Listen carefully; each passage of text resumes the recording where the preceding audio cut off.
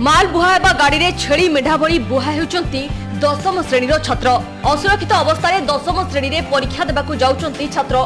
एभली एक घटना देखा मिली नवरंगपुर जिला उमरकोटे उमरकोट ब्लॉक रो बड़ भरंडी आवासिक उच्च विद्यालय 50 रु ऊर्ध्व छात्र मानकु गोटे मालवाही गाड़ी में बड़ कुमारी कलिंग उच्च विद्यालय को परीक्षा देवाक निया जाउछि। विपद संकुल अवस्था छात्र माने जीवा आसिबा करुछंती। सरकार को नियम अनुसार परीक्षा केन्द्र ठारू स्कूल जदि दूर रे होइथाय तेबे परीक्षा केन्द्र पाखरे रही छात्र छात्री माने परीक्षा देबे, नचेत यात्रीवाही गाड़ी रे परीक्षा केन्द्र को जीवा आसिबा करिवे।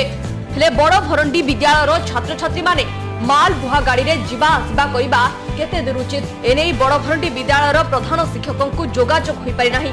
हेले जदि एपरी मालवाही गाड़ी रे छात्र माने जीवा आसिबा करिबा बेले कोनोसी असुविधा हुए तेबे एथि पई दायी रहिबो किए।